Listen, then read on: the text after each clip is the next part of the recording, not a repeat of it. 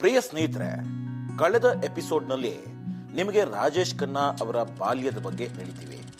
ಈಗ ಅದರ ಮುಂದುವರೆದ ಭಾಗ ಅಂದ್ರೆ ಅವರ ಸಿನಿಮಾ ಜರ್ನಿ ಹೇಳೋಕೆ ಹೊರಟಿದ್ದೀವಿ.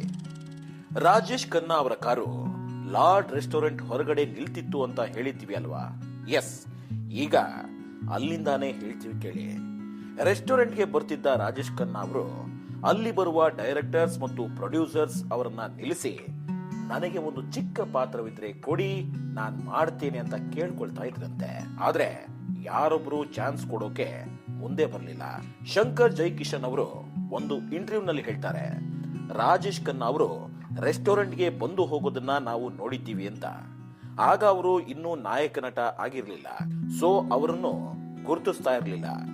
1965 ಯುನೈಟೆಡ್ ಪ್ರೊಡ್ಯೂಸರ್ಸ್ ಮತ್ತು ಫಿಲ್ಮ್ ಫೇರ್ ಸೇರಿ ಆಲ್ ಇಂಡಿಯಾ ಟ್ಯಾಲೆಂಟ್ ಹಂಟ್ ಅನ್ನೋ ಶೋ ಮಾಡಿಸಿದ್ರು. ಅದರಲ್ಲಿ 10,000 ಜನ ಭಾಗವಹಿಸ್ತಾರೆ. ಇದರಲ್ಲಿ ರಾಜೇಶ್ ಖನ್ನಾ ಕೂಡ ಒಬ್ರು. ಆಗ ಅವರ ವಯಸ್ಸು ಕೇವಲ 23 ವರ್ಷ. ಈ ಶೋ ಅಲ್ಲಿ ಖನ್ನಾ ಅವರು ತುಂಬಾ ಚೆನ್ನಾಗಿ ತಮ್ಮ ಪಾತ್ರವನ್ನ ನಿಭಾಯಿಸ್ತಾರೆ. ಎಲ್ಲರನ್ನ ಹಿಂದಿಕ್ಕಿ ಟಾಪ್ 1ರಲ್ಲಿ ಬಂದು ನಿಲ್ತಾರೆ. ಅವಾರ್ಡ್ ಕೂಡ ಗೆಲ್ತಾರೆ. ಹುಡುಗಿಯರ ವಿಭಾಗದಲ್ಲಿ ಫರೀದಾ ಜಲಾಲ್ ಸಹ ಗೆದ್ದಿದ್ರು.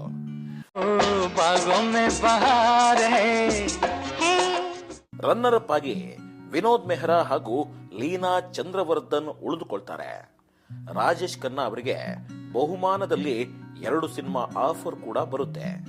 GPCP ಹಾಗೂ ನಾಸಿರ್ ಹುಸೇನ್ ಇವರ ಮೊದಲ ಪ್ರೊಡ್ಯೂಸರ್ಸ್ ಆಗ್ತಾರೆ. 1966ರಲ್ಲಿ ರಾಜೇಶ್ ಖನ್ನಾ ಅವರ ಮೊಟ್ಟ ಮೊದಲ ಸಿನಿಮಾ ರಿಲೀಸ್ ಆಗುತ್ತೆ. ಅದೇ ಆಕ್ರೆ ಖತ್.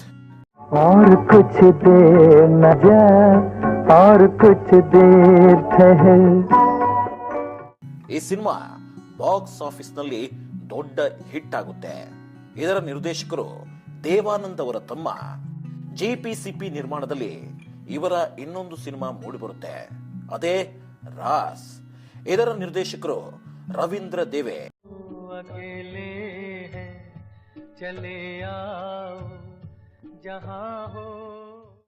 ಈ 2 ಸಿನಿಮಾಗಳು ಖನ್ನಾ ಅವರಿಗೆ ಸೂಪರ್ ಹಿಟ್ ಆಗುತ್ತೆ.